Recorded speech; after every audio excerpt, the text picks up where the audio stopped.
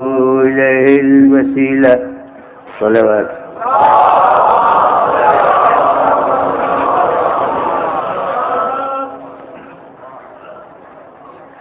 ارشاد حضرت عادیہ سے کہ اپنے پروردگار کی طرف وسیلہ ڈھونڈو.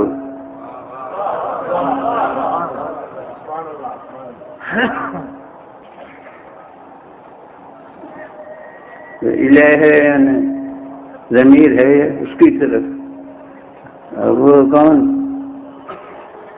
اس کا ذکر پہلے ہوتا ہے ضمیر کے مرجع کا کہ اللہ. تو اس کی جانب وسیلہ تلاش کرو، طلبگار ہو تم وسیلے کے. وسیلہ کون سے ہوتی ہے؟ جو کسی کی طرف پہنچنے کا ذریعہ ہو. اس کام کا وسیلہ یہ ہے یعنی کام اس ذریعے سے حاصل ہو سکتا ہے. اس شہر کا وسیلہ وہ سواری جو شہر تک پہنچا سکے، وہ پوچھے کہ وہاں پہنچنے کا کیا وسیلہ ہے، تو آپ بتائیے گا کہ وہاں یہ سی سواری جا سکتی ہے، وہ پہنچا دے گی. تو جو شے جس قسم کی ہو اس کا وسیلہ اسی قسم کا ہو سکتا ہے، اور پھر وہ وسیلہ کاہے کا ہوگا، یہ اس شے سے جو چیز متعلق ہو اس کے حصول کا وسیلہ ہوگا. مثلا منزل ہے اگر کوئی، تو چونکہ وہ ایک ظرف مکان ہے، ایک جگہ ہے، تو وسیلہ اس کا کوئی جسمانی ہوگا ایسا کہ جو اپنے جنبش اور حرکت کے ساتھ آپ کو اس جگہ پر پہنچا دے. کسی غذا کو پوچھئے کہ اس غذا کا کیا وسیلہ ہے، تو غذا سے متعلق کھانا ہوتا ہے. مطلب یہ ہے کہ کھانے کے لیے یہ کیوں کر مل سکتی ہے، کوئی کام ہو اس سے متعلق انجام پانا ہے. اب یہاں کیا ہے؟ خدا کی طرف وسیلہ، تو خدا نہ ظرف مکان میں مقید ہے نہ ظرف زمان میں مقید ہے. تو اب وسیلہ اس کا کوئی مرکب نہیں ہو سکتا، سواری کہ جو اس تک پہنچا سکے. وہ تو اسی وقت ہوگا کہ جب وہ کسی محل میں کسی مکان میں ہو، تو پھر مسافت طے کرنے کے لیے سواری درکار ہوگی کہ وہ اس تک پہنچا سکے. کعبے تک پہنچنے کا ذریعہ تو وہ سواریاں ہوں گی، مگر خدا تک پہنچنے کا ذریعہ وہ سواریاں تھوڑی ہو سکیں. 1000 دفعہ ممکن ہے کعبے پہنچ جائے مگر خدا تک ایک دفعہ بھی نہ پہنچ.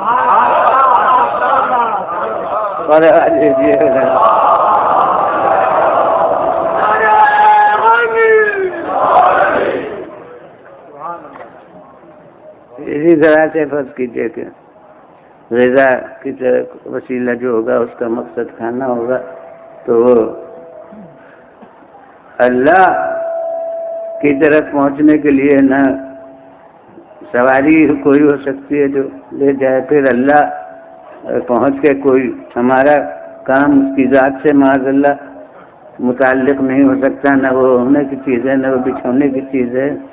کوئی ہمارے مقصد اس سے وابستہ نہیں ہے کہ وہ مقصد ہمارا اس طرح سے حاصل ہو. تو اب اللہ کی طرف وسیلہ یعنی کاہے اللہ سے متعلق کوئی چیز ماننا پڑے گی جس کا یہ وسیلہ ہو، مثلا رضا الہی کا وسیلہ، خود اس کی ذات کی طرف کیوں کر رسائی ہوگی؟ تو اس کی طرف کا وسیلہ یعنی اس کی رضا کا وسیلہ، اس کے راضی رکھنے، خوشنود بنانے کا اپنے سے وسیلہ کیا ہے؟ اگر ہم کہیں اس کے قرب کا وسیلہ تو پھر قرب میں وہ بحث آئے گی جو ایک دفعہ ایک جگہ کر چکا ہوں کہ جب وہ کسی مسافت میں نہیں ہے تو قرب اس کی طرف کیسا؟ تو وہاں مجھے بہت دیر تک اپنے قربت اللہ کی تشریح کرنا پڑی تھی کہ یہ قربت اللہ کیا معنی ہوتے ہیں، اللہ کی طرف نزدیک ہونے کے لیے، یعنی کیا اس نماز سے پہلے ہم 10 کوس دور سے اور اس نماز کے بعد اب 1 میل کم ہو جائے گا اور اب ہم اپنی جگہ سے 1 میل ادھر چلے جائیں گے، یا وہ اپنے محل سے معاذ اللہ 1 میل ادھر جائے گا، تو قربت اللہ کیا چیز ہے، اس کے لیے بھی تشریح کی ضرورت ہوا کرتی ہے۔ تو اب قرب الہی کا کیا مطلب، وہ بھی نتیجتاً بھائی کہ مثلا رضا الہی کا ذریعہ کیا ہے، اسی کو کہیں گے کہ اس کی طرف کا وسیلہ۔ معلوم ہوا کہ بغیر وسیلے کے اس کی رضا نہیں ملے گی۔ اگر کوئی چیز ہے جس کی تعبیر قرب سے کی جائے تو بغیر اس کے وسیلے کے وہ قرب نہیں ملے گا۔ اب اس کی طرف قرآن کہہ رہا ہے کہ وسیلہ اختیار کرو، تو جب ہم غور کرتے ہیں تو اصل وسیلہ تو وہ ہے کہ جس کو اس نے اپنے طرف کی اپنی رضا کا ذریعہ بتایا ہے، اور وہ ایمان و عمل ہے، ایمان اور عمل صالح۔ اسے اس نے کہا کہ جو ایسا کرتے ہیں میں ان سے راضی ہوتا ہوں، میں انہیں اجر و ثواب دیتا ہوں۔ جب ہم قرآن مجید پر نظر ڈالتے ہیں تو کہیں ہمیں تنہا ایمان پر جنت کا وعدہ نہیں ملتا،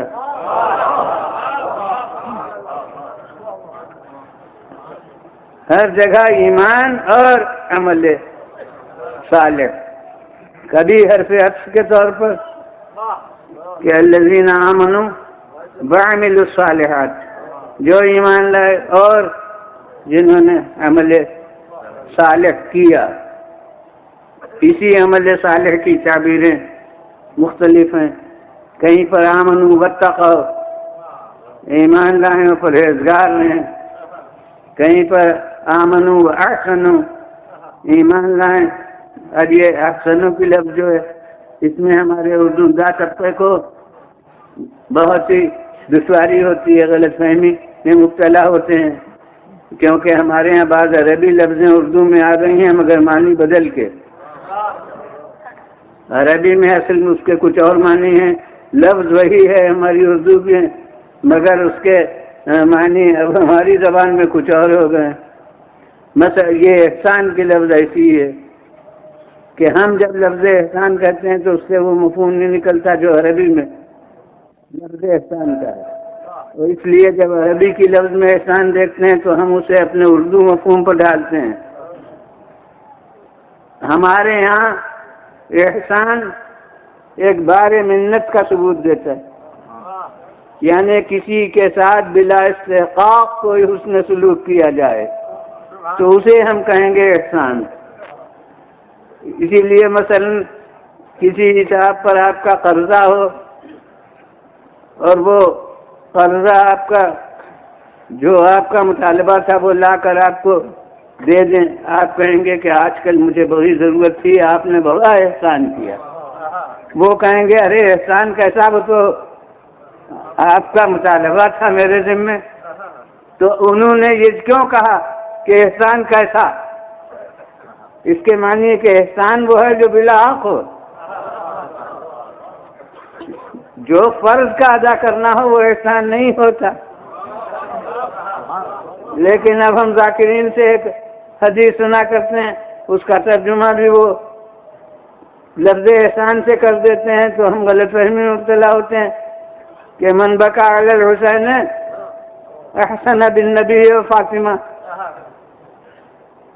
میں تو ترجمے کو معاذ اللہ کے ساتھ کہتا ہوں کہ جس نے گریہ کیا اس نے معاذ اللہ رسول و فاطمہ پر احسان کیا.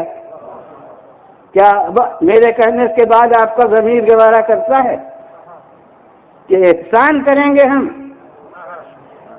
وہ عمر بھر گریہ کریں اور اس سے بہت کے خون کے آنسو روئیں تو ان کا حق ہم سے ادا نہیں ہو سکتا کہ جائے کہ ہم یہ تصور کریں کہ ہم احسان کریں گے. اسی طرح قرآن مجید میں ہے کہ قضا ربک اللہ تعبدوا الا ایاہ وبالوالدین احسانا. تمہارے پروردگار کا یہ فیصلہ ہے کہ عبادت تو سوا اس کے کسی کی نہ کرو مگر ماں باپ کے ساتھ احسان کرو. اب وہ احسان کی لفظ سے پھر وہ معنی پیدا ہو گئے کہ انہیں باپ کے ماں کے ساتھ جو ہم کریں گے وہ گویا ایک ہمارا احسان ہوگا ان پر. تو حقیقت میں یہ ہماری اردو زبان کے لفظ احسان کی کوتاہی ہے. عربی کے زبان کے معنی میں ہے احسان کے معنی ہے حسن عمل. جو فرض ہے وہ ادا کرنا احسان ہے. صلوات بھیجیے بولے.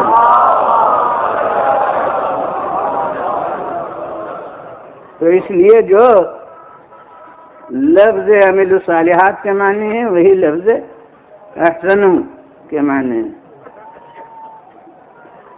ان اللہ لا یضیع اجر المحسنین. اللہ نہیں ضائع کرتا اجر حسن عمل رکھنے والوں کا.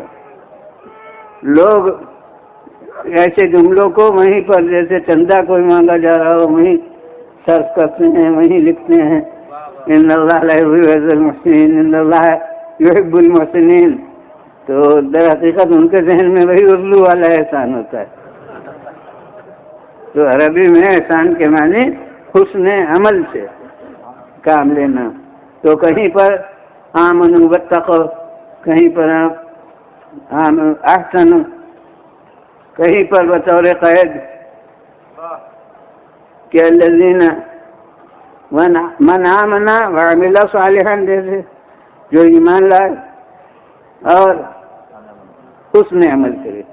کہیں پر عمل صالح کے ساتھ ایمان کی قید, کہیں پر ایمان کے ساتھ عمل صالح کی قید. مثلا ارشاد ہوتا ہے کہ جو بھی من ذکر نہ انثی, مرد یا عورت ایمان لائے گا وہو محسن, درا حال عمل کرے گا, من عمل صالحا من ذکر نہ انثی, جو عمل صالح کرے مرد یا عورت وہ مومن, درا حال کہ وہ مومن ہو. تو یہاں اصل سرنامہ اجر عمل صالح اور ایمان بطور قید.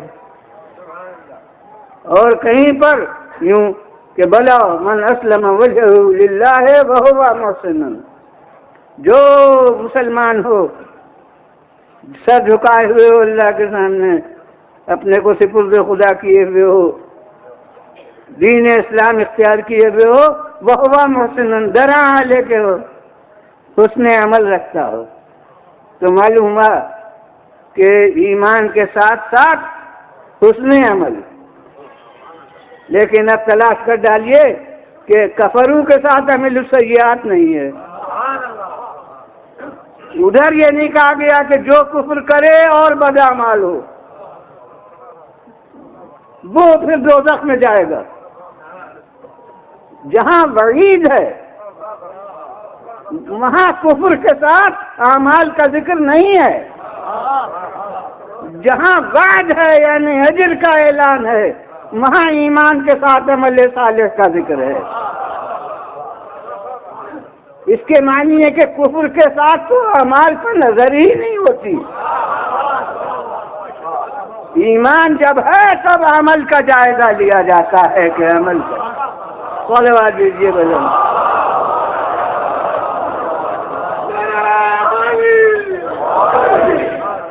پھر بلند آواز سے صلوات.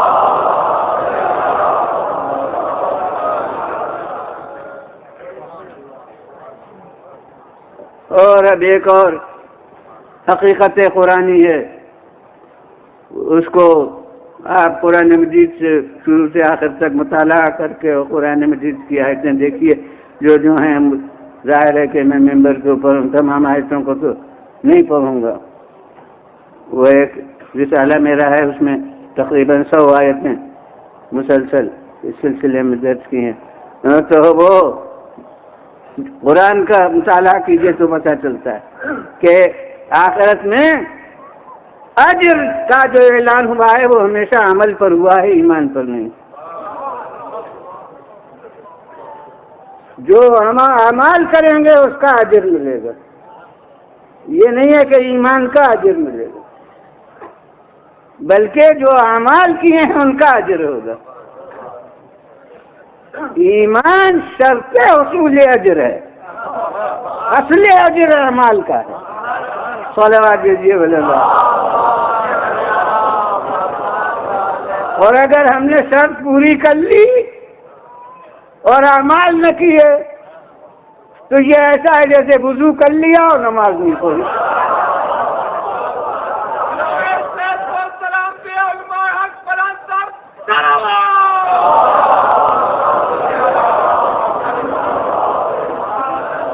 صلوات دیجیے اللہ.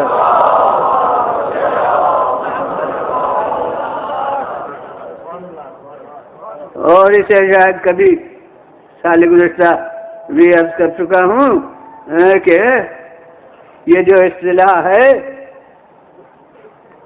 اصول دین اور فروع دین کی، یہ در حقیقت اسی واقعیت کا اظہار ہے.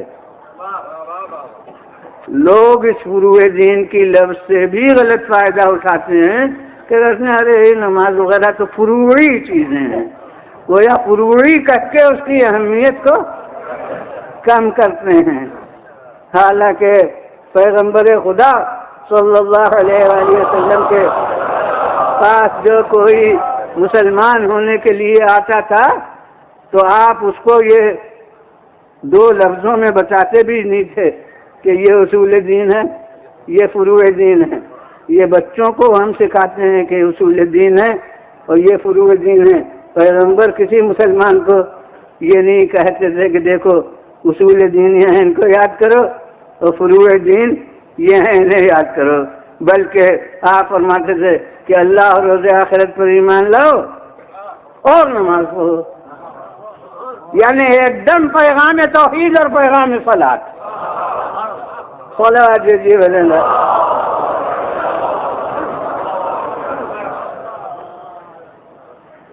اس وقت یہ فرق اس کو سمجھایا نہیں جاتا تھا. یہ حقیقت میں علماء کی قائم کی ہوئی اصطلاح ہے علم کلام کی، اصول دین اور فروع دین. نہ قرآن میں یہ تفریقہ ہے، امتیاز، اور نہ احادیث میں. یہ ایک حقیقت کے اظہار کے لیے ہے جس کو نظر انداز کر کے لوگ اہم اور غیر اہم کا فرق میں اس کا استعمال کرتے ہیں کہ وہ اہم ہیں اصول دین اور یہ بیچارے فروع دین ہیں. تو یہ بیچارے پن کے لیے فروع دین کی اصطلاح نہیں تھی، یہ ایک حقیقت کے اظہار کے لیے تھی. وہ یہ تھی کہ اصول دین کے معنی یہ بچوں کو اتنا تو بتایا جا سکتا ہے. جو ذرا واقعی سمجھانے والے معلم ہیں وہ شروع میں ان کو صرف لفظ نہیں یاد کراتے، کہتے ہیں اصول دین یعنی دین کی جڑیں اور فروع دین یعنی دین کی شاخیں. یہ بچوں کو بھی ترجمہ اس کا بتاتے ہیں. تو یہ اصول دین دین کی جڑیں اور فروع دین یعنی دین کی شاخیں، یہ ایک حقیقت کا اظہار ہے کہ اصول جو ہوتے ہیں یعنی جڑیں وہ نظروں کو دکھائی نہیں دیتی،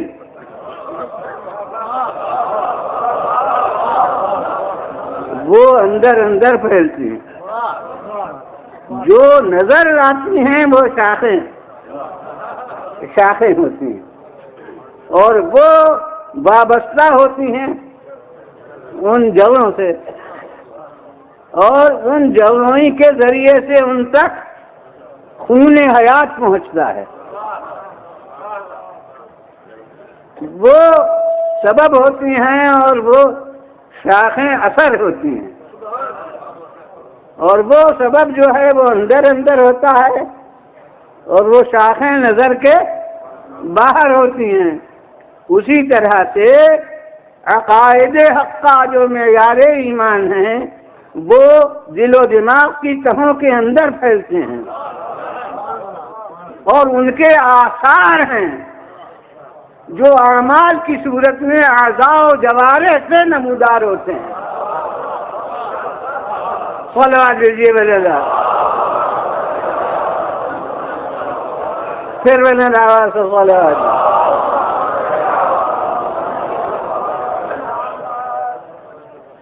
تو حضور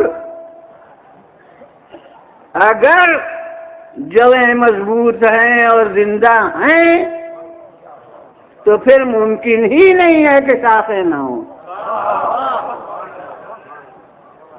وہ ان کا لازمی نتیجہ ہے کہ شاخیں ہوں۔ اور اگر شاخیں پژمردہ ہیں اور خشک ہیں یا موجود ہی نہیں ہیں تو سمجھیے کہ جڑ مردہ ہے، جڑ میں زندگی نہیں ہے۔ اور اب اس کا علاج کیا ہے؟ شاخوں کو پانی میں ڈبونے سے کام نہیں چلے گا، جڑوں میں پانی دینے کی ضرورت ہے۔ بولوا دیجیے بلند، پھر بلند آواز سے بولے۔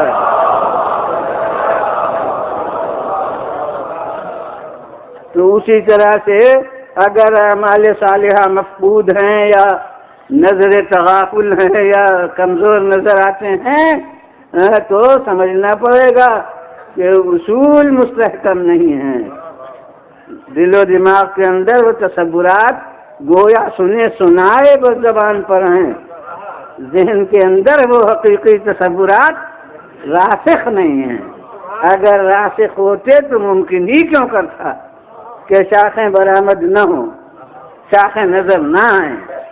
اب جناب والا وہ اگر جڑ مردہ ہے اور زندگی اس میں نہیں ہے تو شاخیں جو ہوں گی وہ پژمردہ ہوں گی، افسردہ ہوں گی۔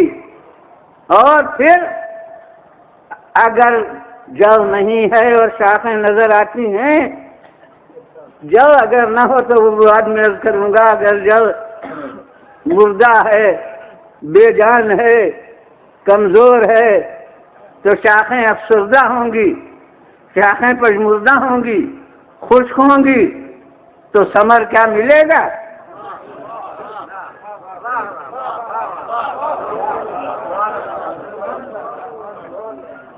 ثمر شاخوں ہی کے ذریعے سے ملے گا، اور ان شاخوں کے ذریعے سے ملے گا جو اصل سے وابستہ ہوں اور جو اصل میں زندگی رکھتی ہوں۔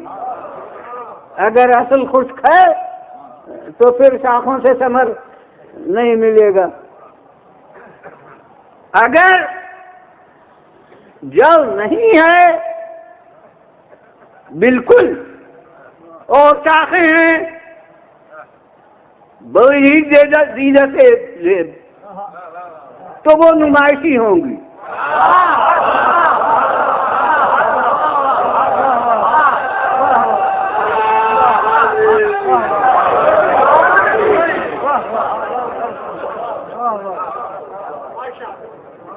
پائیدار وقتی نمائشی شاخوں سے بھی حاصل ہو جائے گا، رونق چمن ہوگی، دیدہ دیدی ہوگی۔ ممکن ہے اگر گھنی شاخیں ہوں تو سایہ بھی ہو جائے، کچھ چھاؤں آرام کا باعث بن جائے، مگر ثمر نہیں ملے گا۔ ثمر انہی شاخوں سے ملے گا جو زندہ اصل سے متصل ہوں۔ اور ایک اور خاصہ ہوگا اس نمائشی شاخوں کا کہ کسی تیز ہوا کے جھٹکوں کو برداشت نہیں کر سکتے۔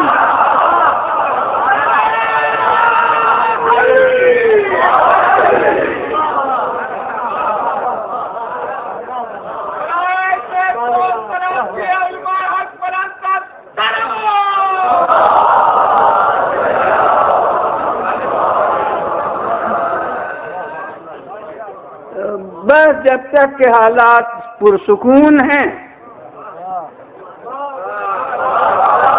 تب تک شاخیں نظر آ رہی ہیں، اور ادھر کوئی تیز وقت کے خطرے کا جھٹکا چلا اور بس اب کوئی شاخ کہیں ہوگی، کوئی شاخ کہیں ہوگی، کوئی کہیں۔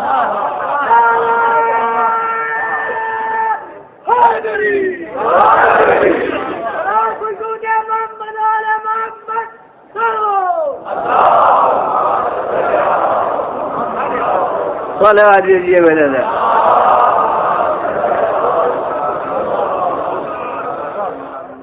اور اگر جو ہے کسی حالت میں خواہ مردہ ہو یا خشک ہو اور شاخیں نہیں ہیں تو ثمر پھر بھی نہیں ملے گا، مگر امید کی جا سکتی ہے کہ اس جو میں زندگی پیدا ہو جائے تو پھر شاخیں نکل آئیں۔ اس لیے مایوسی انہی کو ہوگی جن کے جویں نہ ہوں۔ یہی قرآن نے کہا ہے کہ لا یئس من روح اللہ الا القوم الکافرون، اللہ کی رحمت سے نا امید بس انہی کو ہونا چاہیے جو مانتے ہی نہیں ہیں، کافرین ہیں، جو حقیقت کو تسلیم ہی نہیں کرتے ہیں، جن کے اصل ہے ہی نہیں، تو اصل مایوسی ان کو ہونا چاہیے۔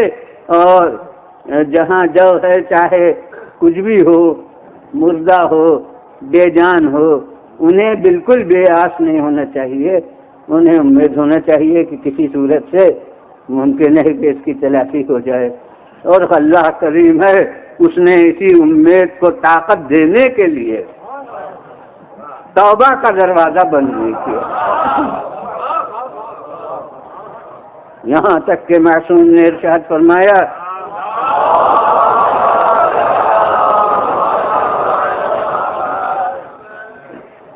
بعض باتیں ایسی ہیں، یہ انداز کلام ہوتا ہے کہ پوری اصل بات جو ہے وہ ایک دم سے کہہ دی جائے تو اصل تغافل ہو جاتی ہے۔ اس لیے حکمت کلام کا تقاضا یہ ہوتا ہے کہ حقیقت کو جرع بجرع ایک ایک گھونٹ کر کے پہنچایا جائے۔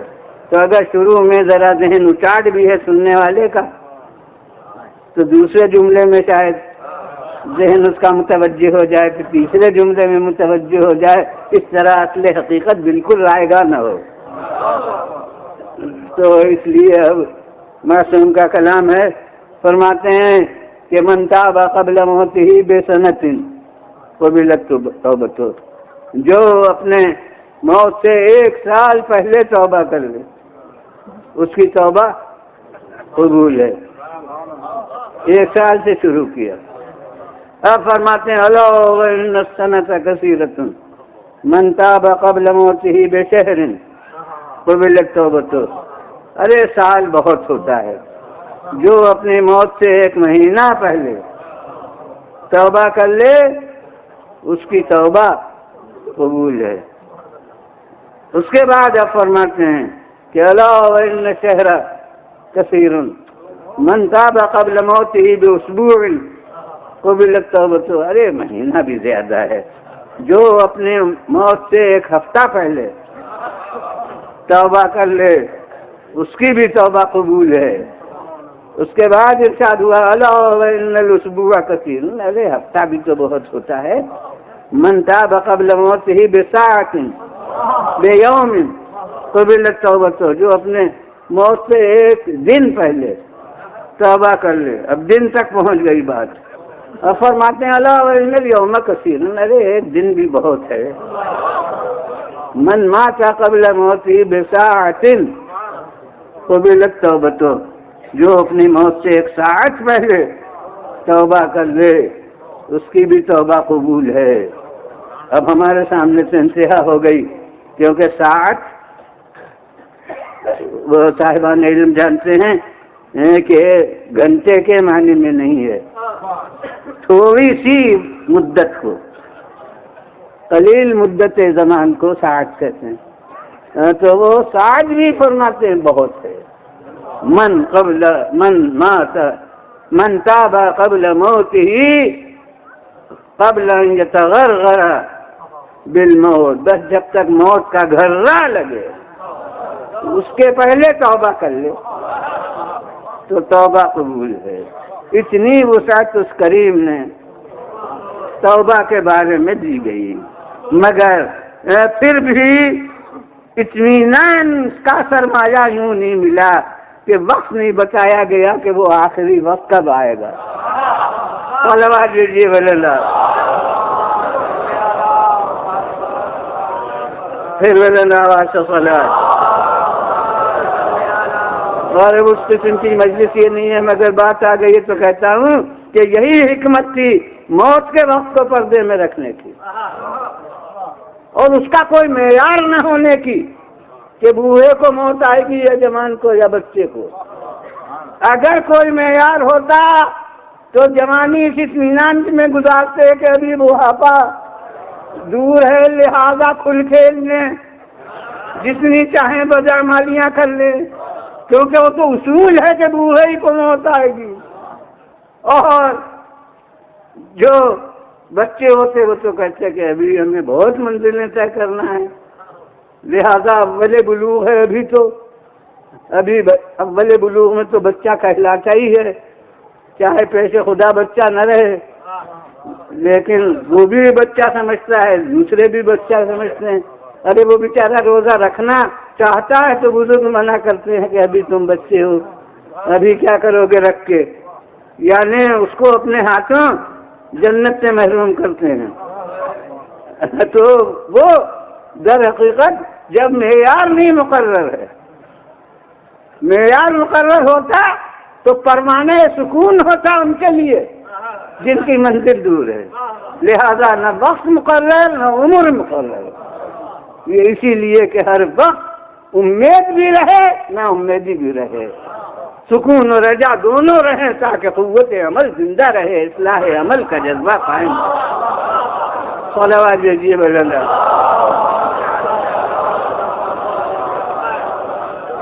پھر ولی اللہ واسطہ صلوات۔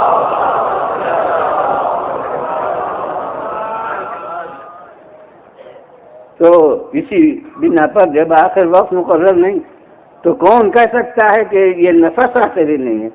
کون کہہ سکتا ہے کہ وہ سانس اس کی آخری نہیں ہے؟ خصوصاً ابھی زمانے میں جب کہ واقعات اس طرح کے بہت ہونے لگے، کسی وقت تو کبھی کبھی خبر سننے میں آتی تھی اچانک موت کی، اور اب تو میں بعض وقت کیا کرتا ہوں کہ رائج الوقت طریقہ یہی ہے۔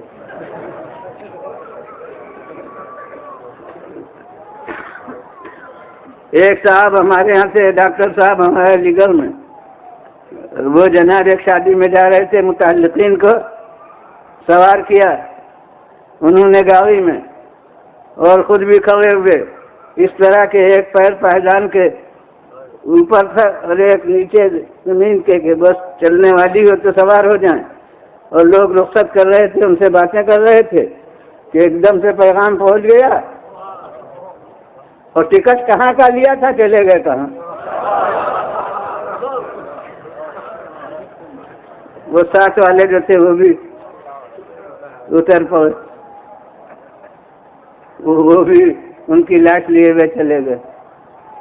یہ تو میں نے ایک بات ہے، یعنی عبرت خیز ہونے کی وجہ سے رونے کی ہے، مگر نظرت کی وجہ سے بے شک ہنسی آتی کہ ٹکٹ کہاں کا لیا اور چلے گئے کہاں۔ اور ایک دوسرا واقعہ، ہمارے یہاں ایک بہت کمشنر بھی رہے تھے اور یہ بھی تھے، حالانکہ اس میں برائی کوئی نہیں ہے، مگر نام لینے میں ہو سکتا ہے غیبت کا کوئی پہلو ہو، لہذا نام لینے کی ضرورت نہیں، کہ وہ میں متعلقین پاکستان آ رہے تھے، وہ امرتسر کے بارڈر پر، انہوں نے سامان دکھلا دیا، سامان پاس ہو گیا، اور اس کے بعد بجائے اس سرحد کے دوسری سرحد کو پار کر گئے، ان کے ساتھ ان کی بیوی سے لیے ہوئے لاش کو واپس چلی گئی۔ تو جب یہ مثالیں آنکھوں کے سامنے ہو تو کون کہہ سکتا ہے کہ جو نفس آ رہا ہے وہی نفس آخری ہے. تو باوجود انتہائی وسعت کے توبہ کے وقت میں پھر بھی تنگ ہے لا علمی کی وجہ.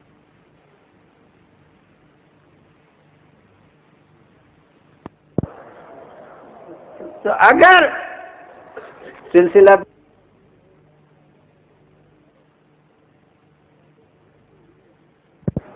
ہو ہی نہیں سکتی، اور اگر اصل موجود ہے تو امکان ہے کہ کسی وقت پر اس کا اثر نمودار ہو جائے اور اس کے لیے وسعت پیدا کر دی جائے، اور پھر وہی امید کو تازہ رکھنے کے لیے اس نے اپنی جانب سے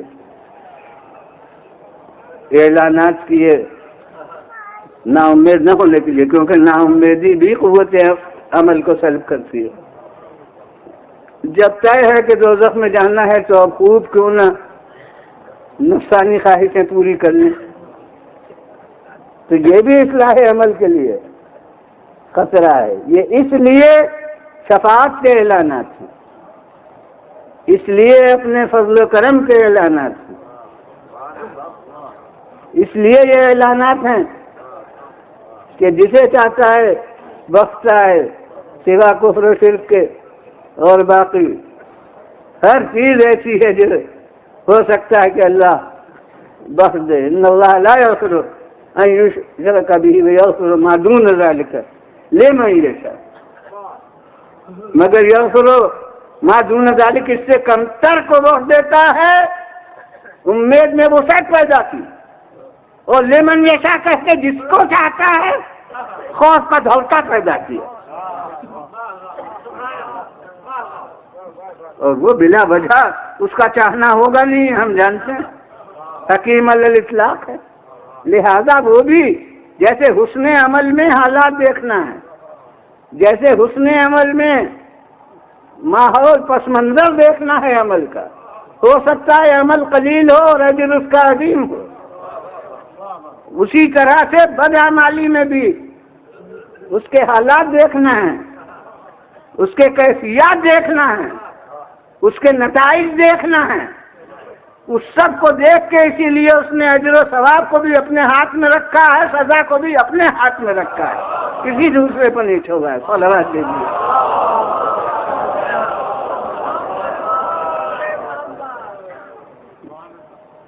اور یہی وہ چیز ہے کہ جو کاغذ پر نہیں آ سکتی تھی. کاغذ پر قانونی طور سے نیکیوں کے نام لکھے جا سکتے تھے اور برائیوں کے نام لکھے جا سکتے تھے. میں کہتا ہوں فرشتے بھی نام عمل میں صرف کاموں کے نام لکھ سکتے ہیں، کاموں کے وزن کو نہیں دیکھ سکتے. اس کے اظہار کا ذریعہ ہے جس کی تعبیر میزان سے کی گئی ہے کہ قیامت میں اعمال کا وزن ہوگا. ارے قانونی طور سے جرائم جو ہیں ان کے وزن کی کیا ضرورت؟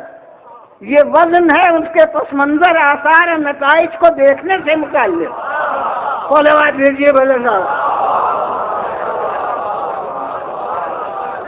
پھر بلند آواز سے.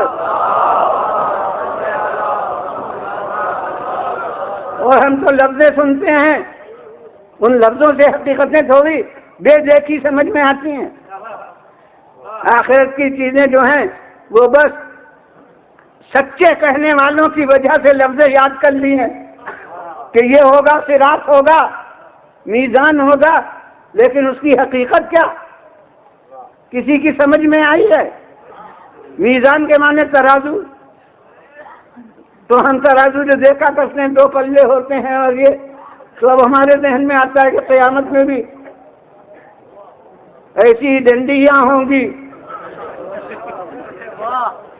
اور ایسی ترازو ہوں گی، اور کوئی ملک انہیں لیے ہوئے ہوگا اور اعمال ڈھو ڈھو کر لائے جا رہے ہوں گے، اور وہ پلے میں رکھے جائیں گے. میں کہتا ہوں یہ ترازو کی حقیقت سے ناواقفیت کا نتیجہ ہے. ہر شے کی ترازو اس کے اعتبار سے ہوتی ہے.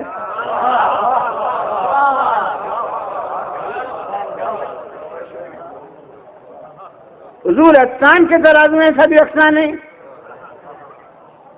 ذرا لکڑی کی ٹھیکی پر جا کے ترازو کو دیکھیے، اس کا قبض و قامت ملاحظہ فرمائیے، اور کسی عطار کی دکان پر جا کے جس پر وہ فرض کیجئے کہ جو بہت قیمتی دمائیں ہیں ان کو تولتا ہے، اور جوہری کی دکان پر جا کے دیکھیے ہے سب میزان، مگر اس موتی کو لے جا کے ٹھیکی کی ترازو پر رکھ دیجئے تو وزن نہیں معلوم ہوگا.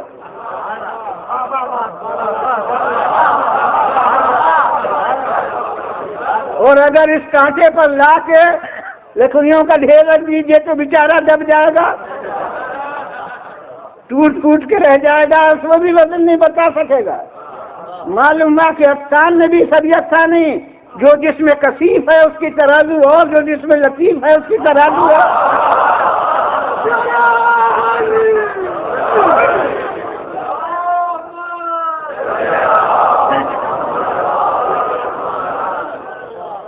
اور پھر مجمع میں ماشاءاللہ شعراء تو بکثرت موجود ہوں گے، حالانکہ اکثر شعراء قدرتی طور پر ہوتے ہیں، فن شعر سے واقف تو بہت کم ہوتے ہیں.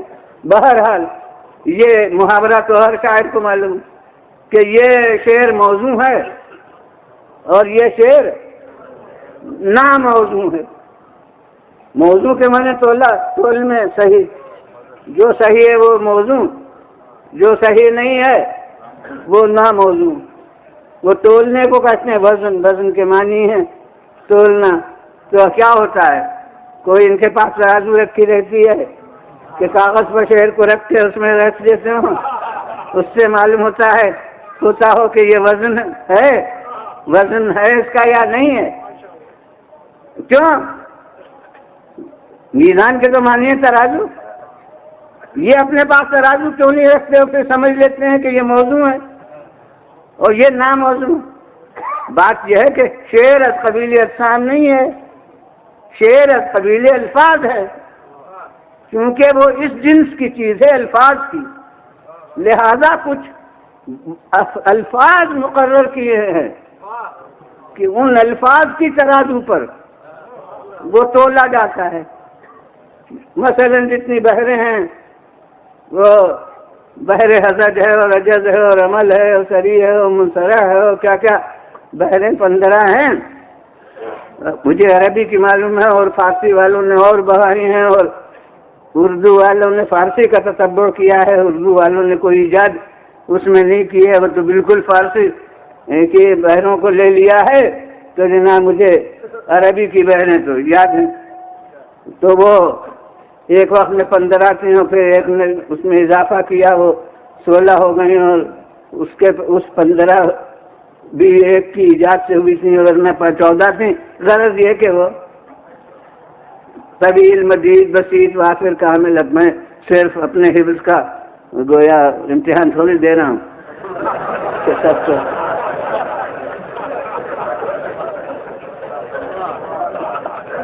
اور پھر بھی ہر بحر میں پھر کتنے وزن ہوتے ہیں یہ عروض و ضرب کے بدلنے سے اور اس طرح سے بہت سے، وہ سب ایک مستقل فن ہے علم عروض. اس فن عروض کے یہ سب اصول ہیں. تو اب اس کے لیے بحر حضج کی بحر مثلا انہوں نے کہا کیا ہے بحر حضج کی بحر؟ انہوں نے کہا مفاعیل مفاعیل مفاعیل مفاعیل. یہ بحر حضج کی کا وزن ہے. یہ بحر ہے جس کا نام ہے حضج. اب لطیفہ گوئی میرا شعار نہیں ہے، مگر کبھی کبھی یاد آ جاتا ہے کوئی لطیفہ کہ ہمارے یہاں لکھنؤ میں ایک شاعر نے مصرع طرح یہی دے دیا، مفاعیل مفاعیل مفاعیل مفاعیل. بڑا امتحان تھا شعراء کا کہ کیا کریں گے، کوئی اور بامانی مصرع تھا ہی نہیں، بس یہی مصرع طرح مفاعیل مفاعیل. تو ایک صاحب نے اس میں مصرع لگایا کہ کسی شاعر کا طوطا اڑ گیا ہے، طوطا پھرتا ہے مفاعیل۔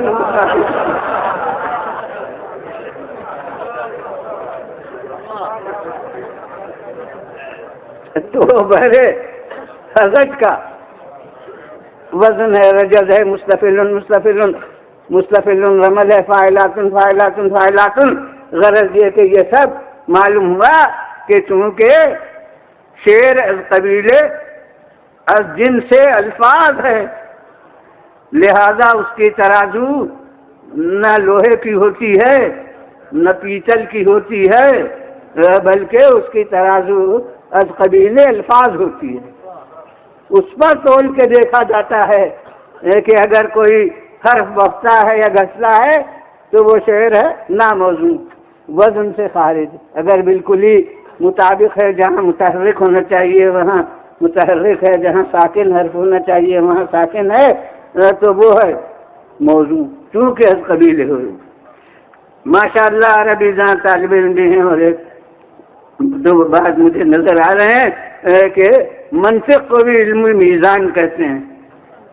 ارسطو نے جو منطق ایجاد کی ہے اس کا دوسرا نام ہے علم میزان، یعنی ترازو کا علم۔ تو اب یہاں کیا ترازو؟ یہاں جناب الفاظ نہیں ہیں، بلکہ حقائق کو تولنا ہے کہ کون صحیح ہے کون غلط۔ تو یہاں معانی ہیں جن کو تولنا ہے، مضامین ہیں جن کو تولنا ہے کہ یہ صحیح ہے غلط۔ تو اس کی ترازو از قبیل الفاظ نہیں ہو سکتی، بلکہ ترازو بھی اس کی از قبیل مطالب و معانی ہوگی۔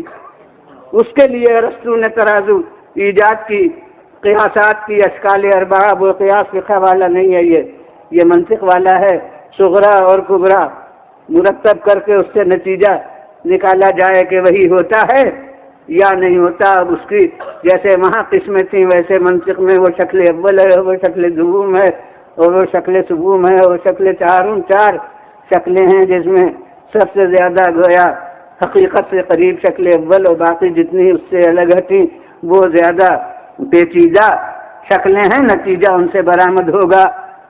تو آپ نے دیکھا کہ اجسام کی ترازو ان کی قسم سے، وہ بھی جیسا جسم ہو اس کے تناسب سے ویسی ترازو، اور الفاظ کی ترازو شعر میں از قبیل الفاظ، اور معانی کی ترازو از قبیل معانی۔ وہ اصول ثابت ہو گیا نا کہ جیسی جنس ہو ویسی اس کی ترازو۔ ویسے ہی اب درمیان میں ایک چیز آپ کے ذہن کو منتقل کروں کہ نبوت کا وزن کون محسوس کرے گا؟ اور جس میں نبی کا وزن نہیں ہے، نبوت کا وزن ہے، تو نبوت کا وزن کون محسوس کر سکتا ہے؟ یوں جس کا دل چاہے رسول کو اٹھا لے۔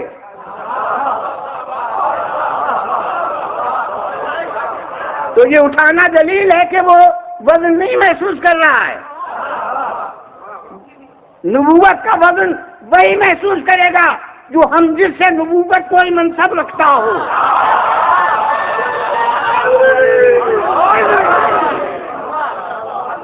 صلوات بھیجیے بھلے اللہ۔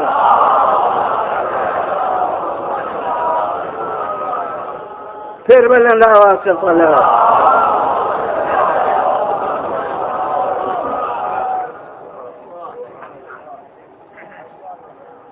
اور اب یہ کعبہ گواہ ہے کہ نبوت کا وزن کس نے محسوس کیا۔ صلوات بھیجیے بھلے اللہ۔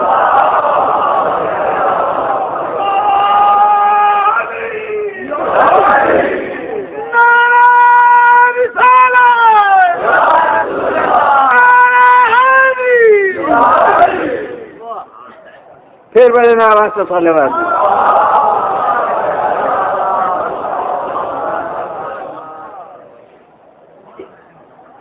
اب ذہن کو آپ کو بڑی دور منتقل کرنا چاہتا ہوں۔ میں کہتا ہوں کہ انہوں نے ان کی رسالت کا وزن محسوس کیا، وہ مجمل طور کے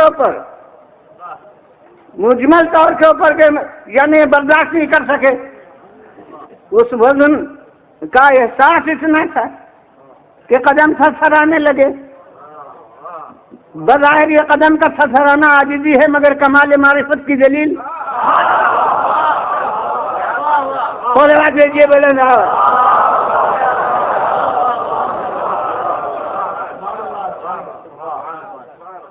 کمال معرفت ابھی کہو، پھر دوسری لفظ میں بظاہر تو بس کہہ رہا ہوں کہ حقیقت میں بدل ہے کہ شعور کی دلیل۔ یہ انہوں نے ان کی رسالت کا وزن محسوس کیا، اور انہوں نے ان کی ایک ضربت کا وزن ایسا محسوس کیا کہ تول کے بتا دیا۔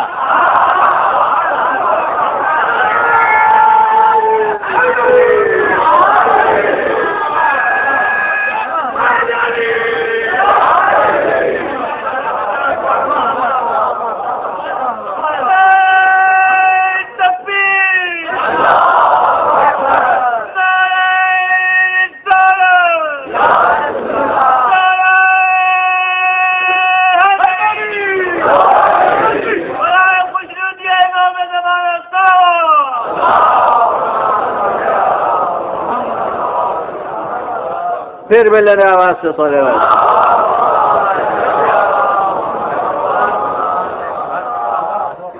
تو اب وہ میں اس سے تو ابھی بھولا نہیں ہوں کہ کس سلسلے میں شروع کیا تھا کہ جناب قیامت میں جو میزان ہم نے سنی میزان نصب ہوگی تو اس میزان پر کیا چیز تولی جائے گی؟ سب کو معلوم ہے اعمال تولے جائیں گے نا۔ اور میں نے کہا کہ ہر شے کی میزان ہم جنس چیز ہوتی، جسم کی میزان از قبیل اجسام، الفاظ کی میزان از قبیل الفاظ، معانی کی میزان از قبیل معانی۔ تو جب اعمال تولے جا رہے ہیں تو اب اعمال تولے جانے کے لیے نہ وہ ٹھیکی کی ترازو کام دے گی، نہ وہ اتار کے یہاں کا کانٹا کام دے گا، نہ وہ شعراء کرام کے وہ بحروں کے الفاظ وہ کام دیں گے، نہ وہ رسول کے صغرا و کبرا کام دے گی۔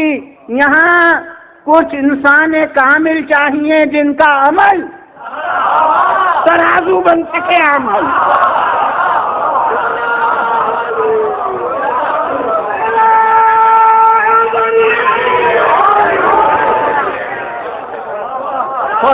جی بولنا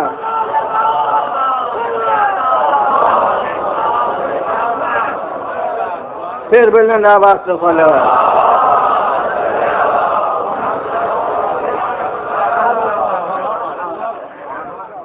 یہ حقیقت ہے جسے ہمیں سکھایا گیا ہے ایک جملے میں ایک زیارت کے کہ السلام علیکم یا موازین الاعمال، آپ کو سلام ہو اے اعمال کی میزانوں۔ صلوات دیجیے بلند، پھر بلند آواز سے صلوات۔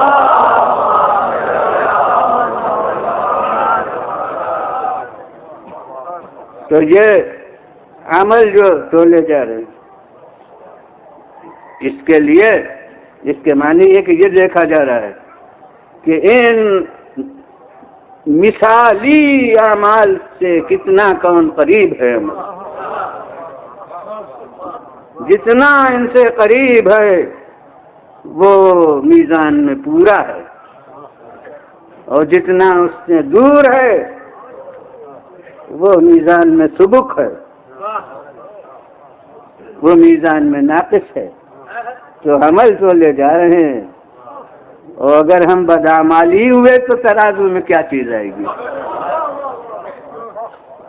اعمال ہے ہی نہیں تو پھر دیکھا کیا جائے گا کہ کون مطابق ہے۔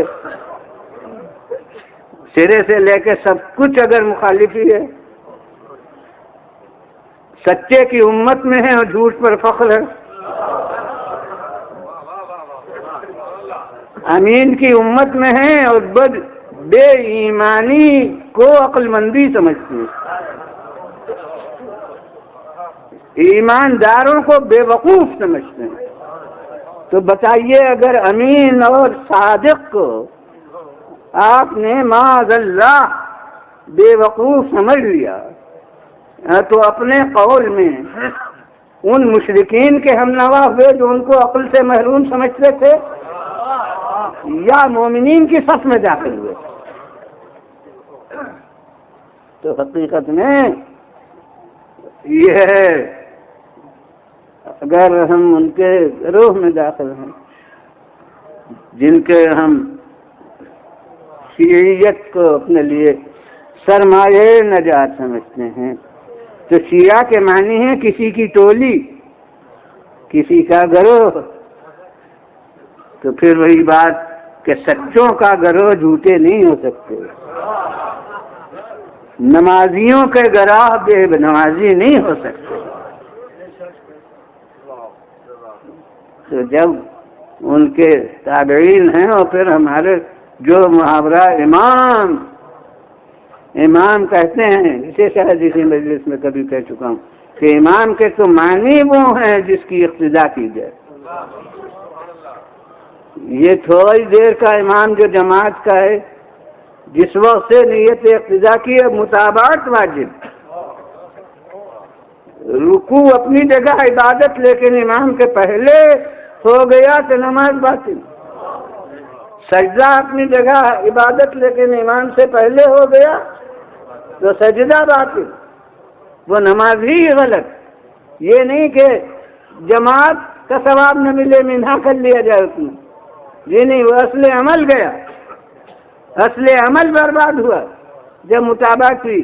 تو یہ وقتی امام کی اطاعت اور اتباع تو فرض ہے صحت عمل کے لیے، اور جو دین و دنیا کے امام ہوں، جو امام مطلق ہوں، ان کو بس ہم نام ان کے بس حفظ کر لیں، 12 امام کے نام سنا دیں تو وہ ہو گیا، مطابقت کی ضرورت ہی نہ ہو، پیروی کی ضرورت ہی نہ ہو۔ تو حقیقت میں وہ باقی مضامین جو ہیں، جو آپ نے آیت کو عنوان کلام سن کے محسوس کیا ہوگا کہ اسی موضوع پر بات ہوگی، وہ انشاءاللہ 2 دن میں اور جو باقی ہیں وہ آئیں گے۔ لیکن آج تو یہی پہلو عرض کرنا تھا کہ ابتغوا الیہ الوسیلہ کا اصل معنی ہے، اصل وسیلہ ایمان اور اپنا عمل ہے۔ صلوات بھیجیے۔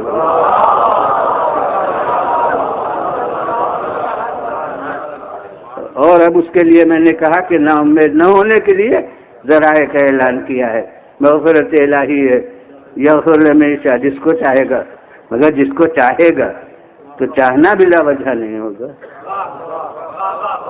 اپنے میں صلاحیت اس کی رکھیں کہ وہ چاہے۔ صلوات بھیجیے اللہ۔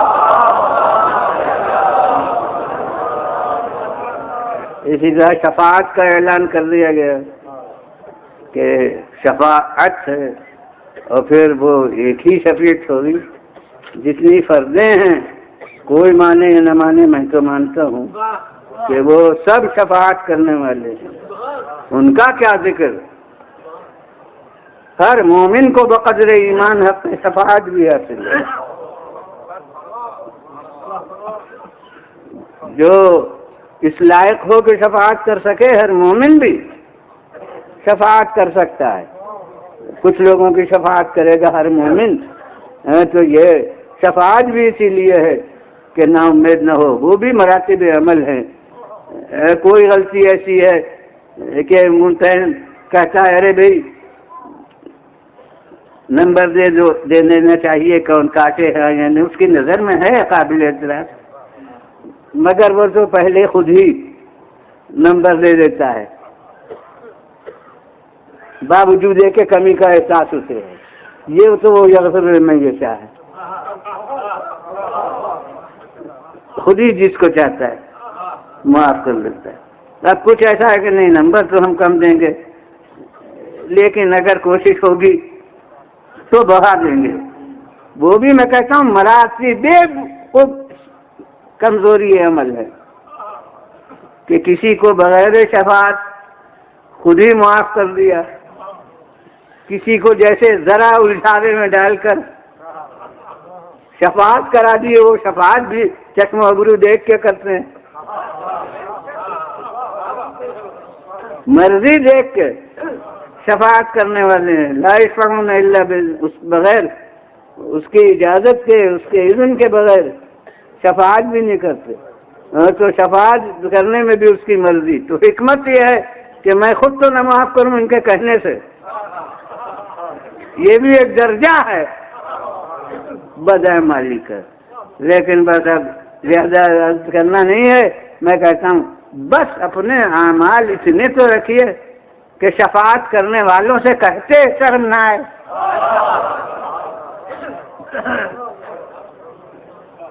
اور شفاعت کرنے والوں سے التجا کی گنجائش ہو، اور شفاعت کرنے والے بھی محل محسوس کریں کہ ہاں اس کی شفاعت کر دی جائے اور اللہ کی رضا بھی ان کو حاصل ہو شفاعت کرنے کے لیے. تو وہ بھی سب درجے ہیں.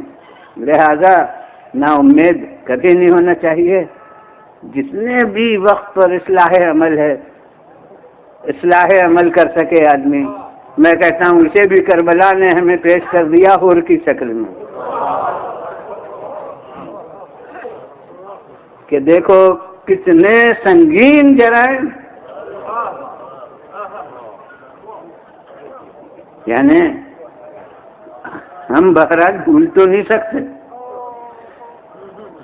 میں کہتا ہوں ذرا غور فرمائیے، وہ سب کچھ راستہ روکا اور وہ سب کچھ جو خود پیش کرتی تھی چیزیں، لیکن بندش آپ کا واحد ذمہ دار ہے. اور یعنی اگر نہر کے پاس خیمے ہوتے تو پانی بند ہی کہاں ہو سکتا تھا. یہ ادھر سے جو حکم ہوا تھا کہ ایسی جگہ ٹھہراؤ جہاں نہ پانی موجود ہو نہ گھاس موجود ہو، یہ حکم ہی در حقیقت بندش آپ کی تمہید تھا. پانی بند کرنا نہ ہوتا تو یہ حکم ہی نہ ہوتا. اور پانی نہ موجود ہوتا کہ سوار پیاسے رہیں، اور گھاس بھی نہ موجود ہوتا کہ گھوڑے بھوکے رہیں. وہ عرب سے جانتے تھے کہ گھوڑا میدان جنگ میں برابر کا سپاہی ہوتا تھا، میدان جنگ میں مددگار ہوتا تھا اپنے سوار کا. میدان جنگ کے گھوڑے جو ہوتے تھے وہ دشمن کو زد پر لاتے تھے، سوار کو اپنے زد سے بچاتے تھے. پورے طور سے جنگ میں وہ شریک ہوتے تھے گھوڑے. تو وہ سب عرب تھے، وہ جانتے تھے. تو مقصد یہ ہے کہ گھوڑوں کی بھی طاقتیں سلب ہوں اور سواروں کی قوت بھی سلب ہو. اس لیے ایسی جگہ ٹھہرا ہو جہاں نہ پانی ہو نہ گھاس ہو. تو یہ حور ہی تھا جس نے اس حکم کی تعمیل کی اور خیمے نصب نہ ہونے دیے. میں جرم کی سنگینی دکھا رہا ہوں کہ خدا کی قسم الاتش کی ہر آواز سکینہ کی. یہ حور کے اس اقدام کی یاد دلاتی تھی کہ اسی نے خیمے نصب نہ ہونے دیے. اور ایک دن پہلے تک اسی راستے پر رہا، ایک دن پہلے تک اسی فوج میں شامل رہا، مگر صلاحیت ظرف موجود تھی. ابھی ہمت اتنی نہ تھی کہ دنیا کو بالکل ٹھکرا دے، مگر سمجھ رہا تھا کہ غلط راستے پر میں جا رہا ہوں. یہی احساس حال نیک بن گیا، اسی نے منزل حق سے قریب کر دیا. خود رودات بعد میں سنائی ہے، ورنہ دنیا اس کے واردات قلب کو کیا جانتی کہ راستے بھر اس کو کیا تصورات رہے. اتنے دن اسے کیا ادھر سے شرائط سلو امام نے پیش کیے، حور جیسے غور سے دیکھتا رہا، اور شرطیں ایسی تھیں جو امید افزا تھیں۔ ادھر کے سردار ابن سعد نے خط لکھا کہ اب بنا جنگ کوئی نہیں رہی، اس لیے کہ امام حسین صاحب یہاں تک تیار ہوئے ہیں کہ میں ملک چھوڑ دوں گا، دور و دراز کسی سرحد پر چلا جاؤں گا، اس کے بعد جنگ کی کوئی ضرورت نہیں۔ اور وہ اس نے پہلا تاثر ابن زیاد کا بھی یہی تھا، اسے لکھ چکا ہوں میں تفصیل سے، ہر ایک دیکھ سکتا ہے، وہ تو تازہ ایڈیشن بھی اس کا چھپ چکا ہے۔ تو ہر ایک ابن زیاد نے بھی فوراً تاثر یہ محسوس کیا تو اس نے اپنے دربار میں کہہ دیا اس خط کو پڑھ کے کہ یہ خط تو بالکل خیر خواہی کا ہے، واقعی انہیں جنگ کی کوئی ضرورت باقی نہیں، مگر تاریخ بتاتی ہے کہ اس وقت دربار میں شمر موجود تھا، اور شمر نے مفسدہ انگیز تقریر کی کہ خود ابن سعد کی وفاداری کو مشکوک بنا دیا، اس میں جو عہدے کی رقابت ہوتی ہے اس کا بھی بڑا دخل تھا، کہ اس نے کہا کہ ارے میں نے تو خبریں سنی ہیں کہ وہ جا کر حسین سے مل گیا ہے، اور 12 بجے رات تک، آدھی رات تک آپس میں گفتگو ہوا کرتی ہے، یعنی ایک دفعہ جو بلایا تھا گفتگو ہوئی تھی، اس نے اس طرح پیش کیا کہ آدھی رات تک گفتگو ہوا کرتی ہے، اور یہ بالکل دھوکہ دینا ہے، اس وقت وہ قبضے سے نکل گئے تو پھر ہاتھ بھی نہیں آئیں گے۔ بس ایسی فساد انگیز تقریر تھی کہ فوراً خود ابن سعد کے خلاف غصہ زبردست آ گیا کہ ہمیں بے وقوف بنا رہا ہے، اور اسی غصے میں وہ خط لکھا کہ ہم نے تم کو صلح کی گفتگوؤں کے لیے نہیں بھیجا ہے، نہ اس لیے بھیجا ہے کہ تم سفارش سن کی ہمارے یہاں کرو، ہم نے تو تم کو اس لیے بھیجا ہے کہ بس یہ مطالبہ پیش کرو کہ وہ ہتھیار ڈال دیں اور غیر مشروط طور سے اطاعت کر لیں، اور یا پھر جنگ کرو، اور اگر تم تعمیل نہ کر سکو تو میں نے شمر کو ہدایت کر دی ہے، اور شمر کو ہدایت کی تھی کہ اگر وہ تعمیل نہ کرے تو تم سردار لشکر ہو اور اس کا سر قلم کر کے ابن سعد کا بھیج دینا، یہ ہدایت اس کو ہوئی تھی۔ یہ تمام خط و کتابت 9 محرم کی سپہر تک جاری تھی، اور اسے غور سے برابر دیکھ رہا تھا اور امید کرتا تھا کہ کچھ نہ کچھ تو طے ہو ہی جائے گا۔ بس یہ خط لیے ہوئے شمر 9 محرم کی سپہر کو پہنچا، نماز عصر کے بعد بالکل شام کے قریب وہ خط لیے ہوئے ابن سعد کے پاس آیا، تو ابن سعد خط کو پڑھ کے بالکل صورت واقعہ کو سمجھ گیا، اس نے کہا کہ مجھے یقین ہے کہ تو ہی نے وہ کام خراب کر دیا ہے جو بن رہا تھا، اور بس ایک بڑا تاریخی جملہ اس نے کہا ہے کہ بخدا حسین بیعت تو نہیں کریں گے، غیر مشروط طور سے اطاعت کا اقرار تو نہیں کریں گے۔ اب یہاں طبری کے 2 نسخے ہیں، عام نسخہ جو چھپا ہوا اس وقت ہے وہ تو یہ ہے کہ انا نفسن ابیتن بین جنبے، ایک ذلت سے انکار کرنے والا نفس ان کے پہلو میں ہے، ذلت سے انکار کرنے والا، ابھی ابا رکھنے والا، تو یہ تو ان کی عزت نفس کا گویا قرار ہے، یعنی وہ سمجھتا ہے کہ یزید کی بیعت کرنا عزت نفس کے خلاف ہے، اور ایک بڑی قیمتی ہے، وہ طبری کے کئی نسخوں میں ہے، معلوم ہوا نسخہ بدل کے طور کے اوپر، اب وہ چھپے ہوئے نسخے میں اس کو ہم دوسروں کے سامنے اس لیے نہیں پیش کر سکتے کہ وہاں، اور دیکھیے لفظیں چونکہ قریب ہیں تو بہت قرین قیاس ہے کہ لفظ ابسی بدل گئی ہو، ان نفسن ابیتن، ابیتن، اس زمانے میں نقطے وغیرہ بھی نہیں ہوتے تھے، اکثر قلمی کتابوں میں 4 صدی ہجری کی تالیف ہے، تاریخ ہے، تو وہ ان نفس ابی ہے بین جنبے، نفس نبیتن بعد میں ہو گیا، ان نفس ابھی ہے بین جنبہ، اس نے کہا وہ بیعت تو نہیں کریں گے، ان کے باپ کا دل ان کے سینے میں ہے۔ اور اب میں نے عرض کیا کہ وہ ہم غیر کے سامنے نہیں پیش کر سکتے، جبکہ اب وہ چھپے ہوئے نسخوں میں نہیں ہے، لیکن ہے بڑی قیمت اگر یہ کہیں۔ میں کہتا ہوں بڑی دور کی بحث کا فیصلہ ہو جاتا ہے اس ایک جملے سے۔ بیعت نہیں کریں گے اس لیے کہ ان کے باپ کا دل ان کے سینے میں ہے، یعنی نہ ان کے باپ نے کبھی بیعت کی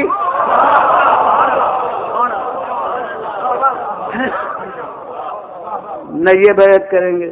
بہرحال اب وہ نہیں ہے تو میں اس کو پیش نہیں کر سکتا دنیا کے سامنے۔ تو یہ بہرحال اس نے طے کر لیا کہ بیعت تو نہیں کریں گے۔ اس نے کہا کہ اب ان باتوں سے فائدہ کیا، یہ بتاؤ کہ تعمیل حکم کرنا ہے یا نہیں۔ جانتا تھا کہ نتیجہ کیا ہے، اس نے کہا کہ نہیں تعمیل تو میں ہی کروں گا۔ جانتا ہے کہ موقف حسین کا صحیح ہے، مگر کہہ رہا ہے کہ تعمیل حکم تو میں ہی کروں گا۔ اب اگر وہ اس پہلو کو پر عمل کرتا تو پھر وقت صرف ہوتا جو ایک دن کے، کہ پھر وہ پیغام بھیجتا بیعت کیجئے، اور پھر آپ انکار فرماتے اور انکار یقیناً فرماتے، تو یہ منزل بات کو آتی۔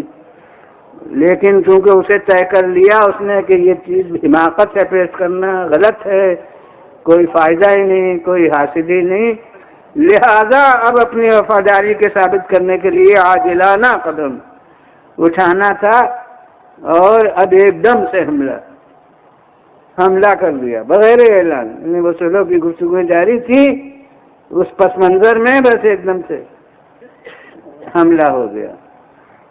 اور اب امام نے وہ اس کی تفصیل نیاز کرنا، وہ 8 محرم کے اس مجلس میں جو نشر ہوئی تھی اس میں تھے وہ، اگرچہ وہ مسائل پورے آئے نہیں مگر کچھ تو ربط تو آئے، تو وہاں اسے نہیں اس وقت عرض کرنا ہے۔ اب امام نے فرمایا جناب ابو الفضل عباس سے بعد میں نتیجتاً کہ ان کے پاس جاؤ اور 1 رات کی مہلت لے لو۔ یوں تو مصلحت اس کی خود امام نے فرما دیا کہ میں عبادت میں گزارنا چاہتا ہوں یہ 1 رات، اس کو ایک دفعہ پیش کر چکا کہ اتنی عبادتوں کے بعد بھی ان کا دل بھرا نہیں ہے عبادت، گویا اپنی عمر بھر کی عبادتوں کو ابھی کم سمجھ رہے ہیں کہ اب اس آخری رات بھی عبادت کرنا۔ اور یہ تو بتلایا تو فقط ہی، مگر جب جو کام انجام دیے وہ ہمارے سامنے ہے، تب نتیجے ہمارے سامنے ہیں، تو ہماری نظر میں اس رات اس طلب مہلت کی قیمت معلوم ہوئی۔ اب آپ غور فرمائیے کہ یہ رات اگر نہ ہوتی تو اور کہاں ہوتا؟ یہ رات مولا نے صرف اختیار کے لیے دے دی، دوست و دشمن کو، ورنہ ظالم بہت سے کہتے بعد میں کہ وہ تو ہنگامی طور سے جنگ شروع ہو گئی ورنہ ہم اس جرم میں شریک کبھی نہ ہوتے۔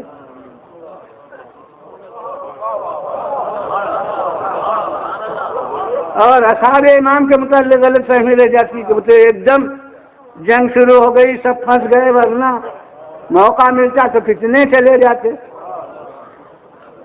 ایسے موقع پر کوئی ثابت قدم رہ سکتا ہے؟ معلوم ہوتا ہے کہ نہ ساتھ والوں کی وفاداری نمایاں ہوتی نہ ادھر والوں کا ظلم نمایاں ہوتا۔ اب اس کے ساتھ ادھر والوں نے تو اس رات سے کوئی فائدہ نہیں اٹھایا۔ ممکن ہے کبھی ممبر کو سنا ہو آپ نے، میں جانتا ہوں کہ بعض لوگ بیان کیا کرتے ہیں، مگر جہاں تک میرا تاریخ کا مطالعہ ہے، جن کو جانا تھا وہ جناب مسلم کی خبر سن کے چلے گئے تھے۔ اب کربلا میں جتنے تھے ان میں سے ایک بھی نہیں ہے کہ جس نے اس خطبے کی بنا پر ساتھ چھوڑ کے جانا گوارا کیا ہو۔ تو ادھر والوں میں سے کسی نے فائدہ نہیں اٹھایا، مگر ادھر سے پوری اس رات کی قیمت پر کی شکل میں آ گئی۔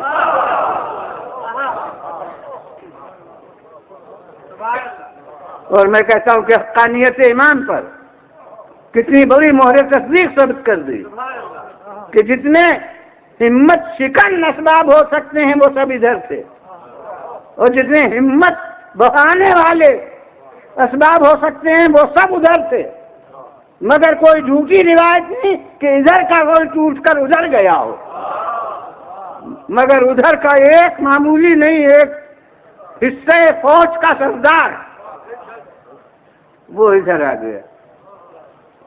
تو وہ یہی اس رات کا ماحصل تھا، ایک جوہر کی شکل میں ادھر آیا، اور پہلے اس نے جو گفتگو کی ہے وہ مسائل پھر بہت طولانی ہو جائیں گے، اگر وہ پورا کروں وہ کتاب میں موجود ہے۔ تو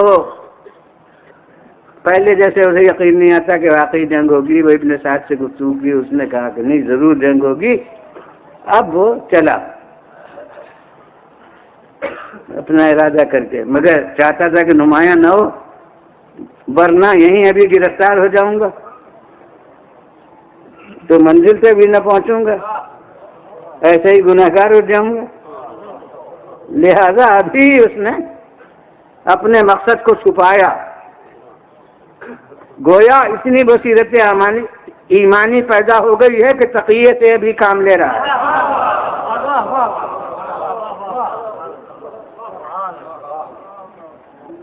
چاہتا ہے کہ مقصد میرا پورا ہو جائے، پہنچ تو جاؤں امام تک، اس کے بعد تو جان لینا ہے ہی، مگر بیکار جان تھوڑی لینا ہے، جان کو حقارت نہیں کرنا ہے، سوارت کرنا ہے۔ لہذا آہستہ آہستہ بڑھ رہا ہے آگے۔ اب یہ قرہ ابن قیس، وہ اس کا ہم قبیلہ تھا، بہت بے تکلف، یہ بیچ میں کہاں جا رہے؟ اس نے جیسے اس کے سکون و اطمینان میں ایک ہلچل اس نے ڈال دی، مگر اسے پھر ہٹایا یہ کہہ کے کہ قرہ تم نے اپنے گھوڑے کو پانی پلایا ہے؟ اس نے کہا نہیں ابھی تو پلایا نہیں۔ کہا پھر جاتے کیوں نہیں پلاتے، کیوں نہیں پانی؟ اس طرح اسے ہٹایا۔ اور میں کہتا ہوں کہ وہ یہ کہتے کہتے پیاس تو یاد آئے گئی ہوگی، اور اپنی ذمہ داری بہرحال اور آگے بڑھ رہا ہے۔ اب سمجھتا ہے کہ جیسے کوئی دیکھنے والا نہیں، مگر کسی نے کہہ دیا خود تمہارا کیا عالم ہے، یعنی جیسے اپنے حدود لشکر سے آگے اب بڑھ چکا تھا ذرا، تو اس نے کہا کیا حملہ کرنے کا ارادہ ہے؟ یعنی ایسی فوج تو بڑھ نہیں رہی ہے، تم کیسے آگے بڑھ رہے ہو؟ کیا حملہ کرنے کا ارادہ ہے؟ بس امام پر حملے کے تصور نے اس کے جسم میں تھرتھری ڈال دی۔ اب یہ غیر ارادی عمل تھا جو خلاف تقیہ ہو رہا ہے، پردے کا دری کرنے والا ہے، کہ جسم میں تھرتھری پڑ گئی۔ اس نے اب ایک دوسرا جملہ کہا کہ اگر مجھ سے پوچھا جاتا کہ عرب میں سب سے بڑا بہادر کون ہے تو میں تمہارا نام لیتا، مگر یہ اس وقت تمہارا میں عجیب عالم دیکھ رہا ہوں۔ اب پردہ داری ممکن نہ تھی۔ اب اس نے جواب دے دیا کہ کیا میں موت کے خوف سے ڈر رہا ہوں؟ ارے میرے سامنے تو اس وقت ایک طرف بہشت ہے، ایک طرف دوزخ ہے، اور مجھ سے تو یہ نہیں ہو سکتا کہ میں بہشت کے جانے کا امکان ہوتے ہوئے پھر بھی دوزخ کی طرف جاؤں۔ اور بس یہ کہہ کے ایسا گھوڑے کو دوڑایا کہ حدود لشکر سے نکل گیا اور امام کے قریب پہنچ گیا۔ اب میرے سامنے ایک واقعہ ہے، اور وہ یہ کہ اس فوج کا ایک آدمی 2 دن پہلے 8 تاریخ پیغام لے کے آیا تھا ابن سعد کی طرف سے، اور اس وقت ابو ثمامہ ساعدی امام کے پاس تھے۔ تو یہ آگے بڑھ گئے اور انہوں نے کہا کہ کیوں، کیا مطلب ہے؟ اس نے کہا کہ میں امام حسین اسلام، اس نے اپنے لفظوں میں کہا، نام لے کر کے ان کے پاس جانا چاہتا ہوں۔ انہوں نے کہا ان کے پاس جانا چاہتے ہو تو تلوار مجھے دے دو، تلوار لے کے میں نہیں جانے دوں گا۔ اس نے کہا سپاہی اپنی تلوار کسی دوسرے کو نہیں دیتا ہے۔ انہوں نے کہا پھر تلوار تمہاری ہو، قبضے پہ ہاتھ میں رکھے رہوں گا۔ اس نے نہیں مانا، واپس چلا گیا تو کثیر ابن عبداللہ دوسرا آدمی تھا، اسے وہاں سے بھیجا گیا، اس نے یہ شرطیں پوری کی۔ ایسے یہ اصحاب حسین وفادار تھے۔ اور یہ نمایاں فرد جس نے راستہ روکا تھا وہ بلا مزاحمت پہنچ گئی اور اتنا سے قدموں پر سر ڈال دیا۔ اب وہ بہت دفعہ کہا کرتا ہوں کہ ہر بات راویوں نے تھوڑی بتائی ہے، درایتاً غور کیجئے کہ یہ پہنچ کیسے گیا کریں۔ بس وہی میں محسوس کرتا ہوں کہ جیسے ادھر وہ حد نظر کے سامنے آیا اور امام نے فرما دیا کہ دیکھو روکنا نہیں، دوست ہے دشمن نہیں ہے، ورنہ کسی اور کا کیا ذکر، عباس کے ہوتے ہوئے وہ بلا کسی رکاوٹ کے حسین کے قدموں تک پہنچ گیا۔ اور بس یہ مولا کا ظرف عالی ہے، اس نے آ کے روایت میں یہ کہ ڈھال سپر سامنے لے لی۔ کچھ علماء نے لکھا ہے کہ یہ عرب میں علامت تھی کہ اگر کوئی جنگ کے لیے آیا کہ تلوار ہاتھ میں لیتا تھا، اور اگر سپر سامنے لے لیے تو اس کے معنی ہے کہ طالب امان ہے اور یا پیغام لے کے کوئی آیا، تو سپر سامنے لے لی تھی۔ اور میں کہتا ہوں کہ چہرے کو چھپا بھی لیا تھا کہ کیا منہ دکھاؤں۔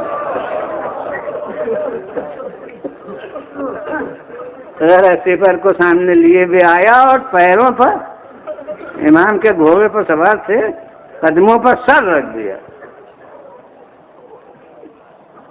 اور روایت نہیں مگر میں نے یقین کے ساتھ کہا کہ امام نے بتا تو دیا تھا کہ دوست آ رہا ہے، اور اب یہ ظرف کریم ہے کہ اس کی شرمندگی کو کم کرنے کے لیے فرماتے ہیں ارے سر تو اٹھاؤ، تم ہو کون؟ جیسے پہچان ہی نہیں رہے کہ یہ کون ہے، اور اب وہ اپنا تعارف کرا رہا ہے، اور میں کہتا ہوں اپنی فرض قرارداد جرم سنا رہا ہے کہ ارے کیا پوچھتے ہیں آپ کون ہوں؟ وہی ہوں جو سب مظالم کا ذمہ دار ہے،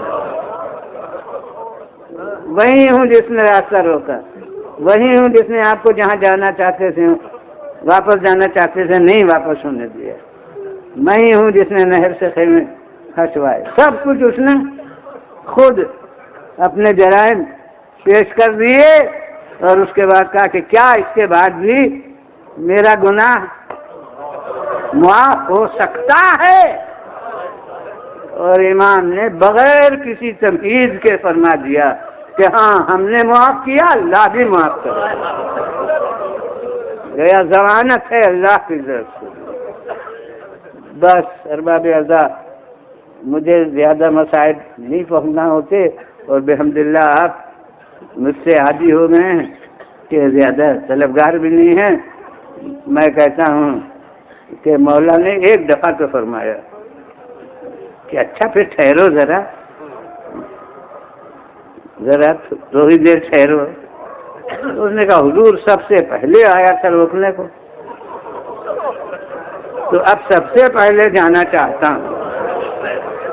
اب اہل مراسی نے تو بہت کچھ نظم کیا ہے، پیغام خیمے کے اندر گیا ہو کیا ہوا وہ سب، وہ روایت کتابوں میں تو ہے نہیں، وہ اہل مراسی کا نظم کرتا ہے۔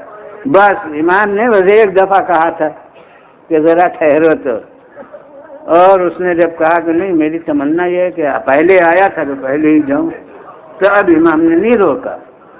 بس اب میں تو ایسے مسائل سمجھتا ہوں کہ میں کہتا ہوں امام کیا روکتے، انہیں تو احساس تھا کہ جب دشمن فوج کا سردار ہو کے آیا تھا تب تو پانی پلا دیا،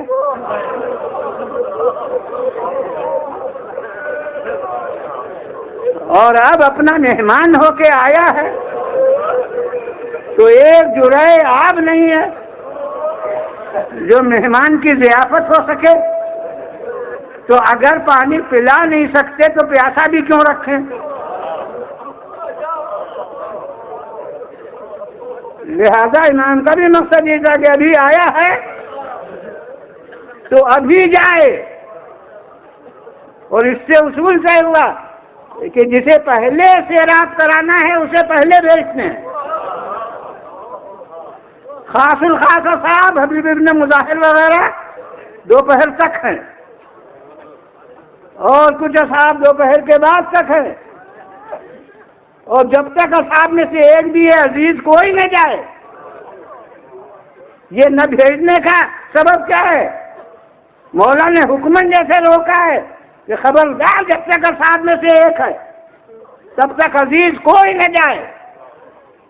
مطلب یہ ہے کہ علی اکبر تمہیں کیا حق ہے کہ کوثر پر جا کے سیراب ہو جائے اور میرا حبیب پیاسا رہے؟ قاسم تم کمسن صحیح،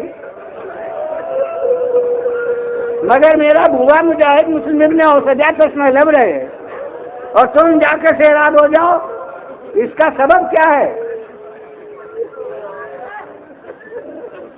تو ارباب اعضاء جب سب اصحاب چلے جائیں تب یہ، اس کے معنی ہے کہ 72 سب پیاسے ہیں، مگر بنی ہاشم کی پیاس سب سے زیادہ۔ بنی ہاشم میں بھی جو پہلے چلا گیا اس کی پیاس بجھ گئی۔ علی اکبر کو ذرا دل پر داغ تھا کہ بابا کو میری پیاس کا خیال ہے کہ میں تشنہ لب ہوں، اس لیے یہ روایت لوگ عموماً پہنچتے نہیں ہیں، اس لیے کہ قریب ہو جاتی ہیں جن میں کچھ گری ہے زیادہ ہو، مگر یہ ہے کہ جب یہ گھوڑے سے گرے دل پر اثر تھا کہ باپ کو میری پیاس کا احساس ہے، تو انہوں نے سلام کیا، اور سلام بھی انوکھا۔ تمام اصحاب جننے کی آوازوں سے الگ، تمام عزیزوں کی آواز سے الگ مجھے معلوم ہوا ہے کہ کون کیا کہتا تھا۔ اصحاب کہتے تھے یا مولا ہو ادرکنی، اے مولا میری خبر لیجئے۔ عزیز جس کا جو رشتہ تھا وہ کہتا تھا، بھتیجے کہتے تھے یا اماں ہو ادرکنی، عباس کے سوا جو اور بھائی تھے سب نے کہا کہ یا آقا ہو ادرکنی، اے بھائی میری خبر لیجئے۔ علی اکبر نے جو کہتے مجھے عربی اتنی معلوم ہے کہ یا بتا ہو ادرکنی، اے بابا میری خبر لیجئے، مگر انہوں نے یہ نہیں کہا کہ اے بابا خبر لیجئے، انہوں نے کیا کہا؟ کیا کہا انہوں نے؟ ابھی عرض کروں گا، میں کہتا ہوں انہوں نے کیوں نہیں کہا اے بابا خبر لیجئے؟ ماشاء اللہ مجمع میں جوان اب کثرت سے بحمد اللہ شریک ہونے لگے ہیں۔ میں کہتا ہوں کہ ایک تو ننگ شجاعت محسوس ہوا کہ جوان بیٹا بوڑھے باپ کو مدد کے لیے بلائے۔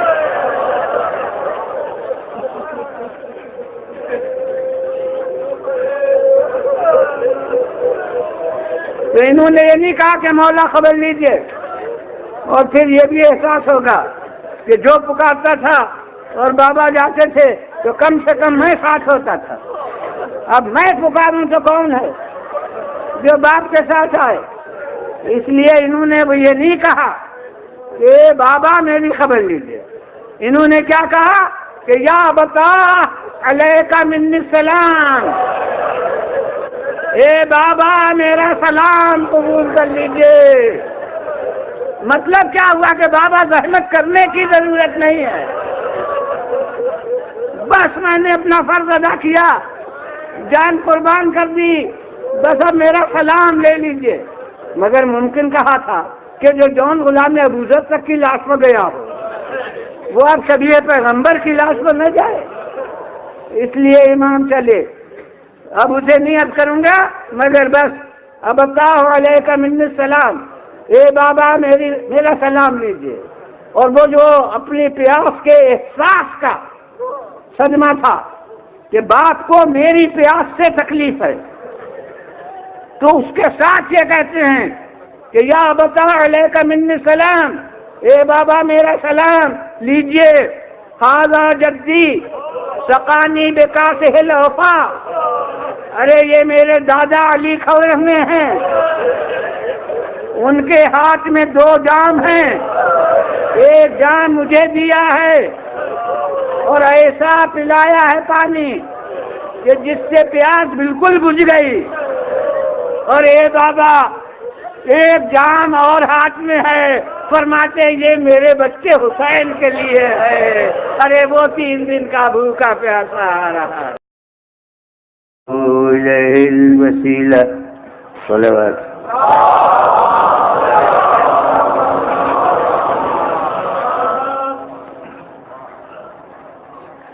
ارشاد حضرت عادیہ سے کہ اپنے پروردگار کی طرف وسیلہ ڈھونڈو۔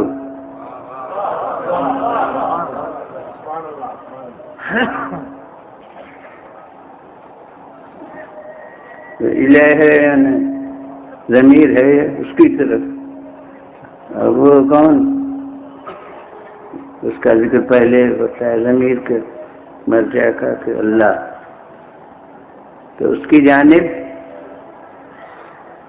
وسیلہ تلاش کرو، طلبگار ہو تم وسیلے کے۔ وسیلہ کون سے ہوتی ہے؟ جو کسی کی طرف پہنچنے کا ذریعہ ہو۔ اس کام کا وسیلہ یہ ہے، یعنی کام اس ذریعے سے حاصل ہو سکتا ہے۔ اس شہر کا وسیلہ وہ سواری جو اس شہر تک پہنچا سکے، وہ پوچھے کہ وہاں پہنچنے کا کیا وسیلہ ہے، تو آپ بتائیے گا کہ وہاں یہ سی سواری جا سکتی ہے، وہ پہنچا دے گی۔ تو جو شے جس قسم کی ہو اس کا وسیلہ اسی قسم کا پہنچنے کا ذریعہ، وہ سوالیاں تھوڑی ہو سکے۔ 1000 دفعہ ممکن ہے کعبے پہنچ جائے، مگر خدا تک ایک دفعہ بھی نہ پہنچ۔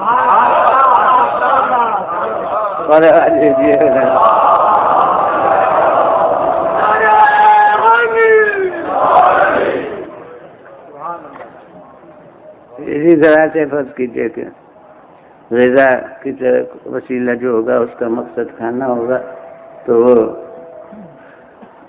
اللہ کی طرف پہنچنے کے لیے نہ سواری کوئی ہو سکتی ہے جو لے جائے، پھر اللہ پہنچ کے کوئی ہمارا کام اس کی ذات سے معاذ اللہ متعلق نہیں ہو سکتا، نہ وہ ہونے کی چیز ہے نہ وہ بچھونے کی چیز ہے، کوئی ہمارے مقصد اس سے وابستہ نہیں ہے کہ وہ مقصد ہمارا اس طرح سے حاصل ہو۔ تو اب اللہ کی طرف وسیلہ یعنی کاہے اللہ سے متعلق کوئی چیز ماننا پڑے گی جس کا یہ وسیلہ ہو، مثلا رضا الہی کا وسیلہ، خود اس کی ذات کی طرف کیوں کر رسائی ہوگی، تو اس کی طرف کا وسیلہ یعنی اس کی رضا کا وسیلہ، اس کے راضی رکھنے، خوشنود بنانے کا اپنے سے وسیلہ کیا ہے؟ اگر ہم کہیں اس کے قرب کا وسیلہ، تو پھر قرب میں وہ بحث آئے گی جو ایک دفعہ ایک جگہ کر چکا ہوں کہ جب وہ کسی مسافت میں نہیں ہے تو قرب اس کی طرف کیسا؟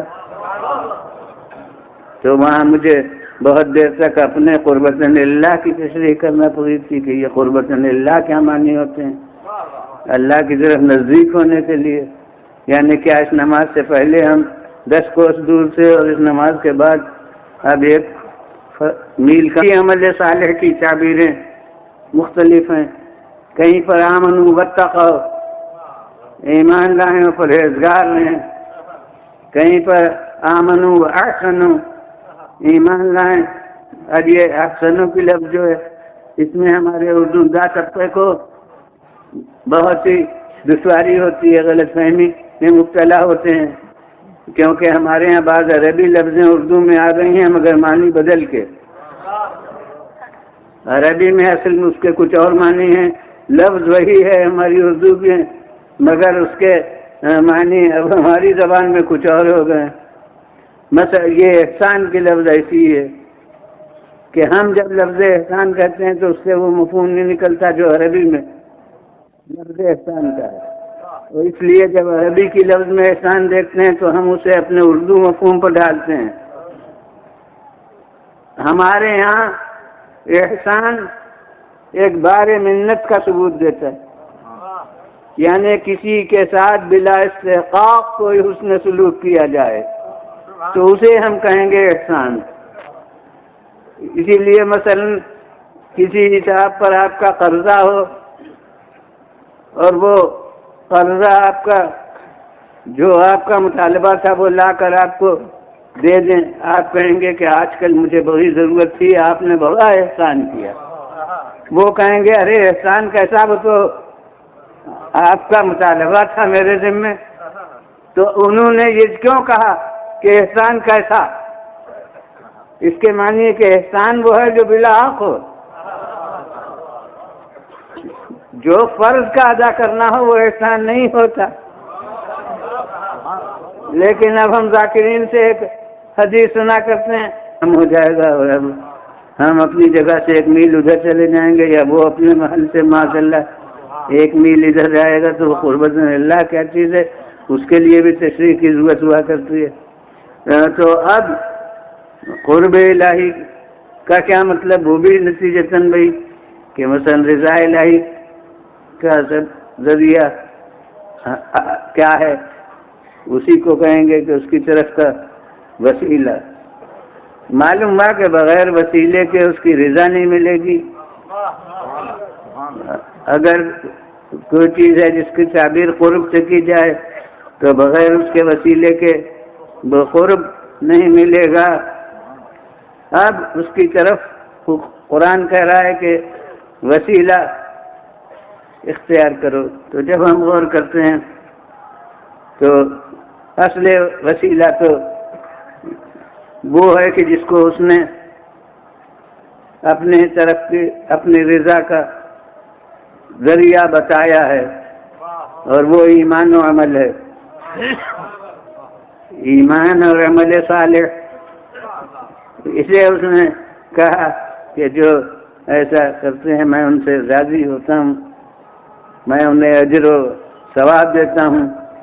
جب ہم قرآن مجید پر نظر ڈالتے ہیں تو کہیں ہمیں تنہا ایمان پر جنت کا وعدہ نہیں ملتا،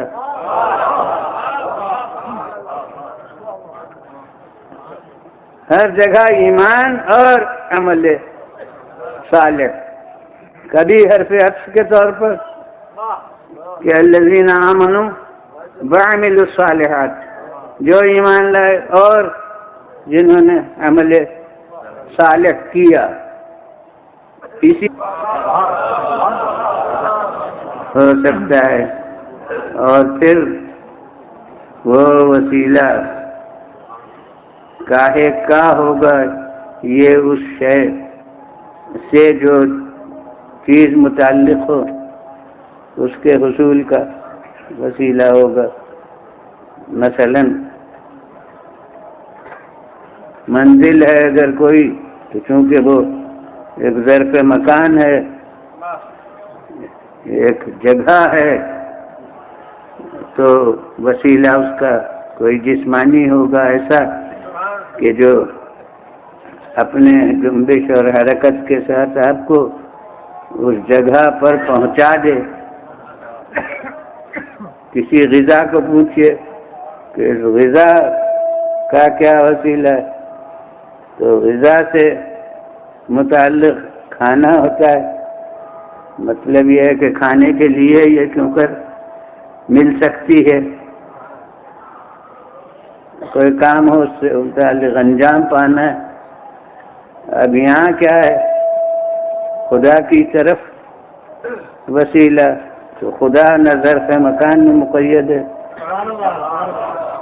نہ ظرف زمان میں مقید ہے، تو اب وسیلہ اس کا کوئی مرکب نہیں ہو سکتا سواری کہ جو اس تک پہنچا سکے وہ تو اسی وقت ہوگا کہ جب وہ کسی محل میں کسی مکان میں ہو، تو پھر مسافت طے کرنے کے لیے سواری درکار ہوگی کہ وہ اس تک پہنچا سکے۔ کعبے تک پہنچنے کا ذریعہ تو وہ سواریاں ہوں گی، اگر خدا تک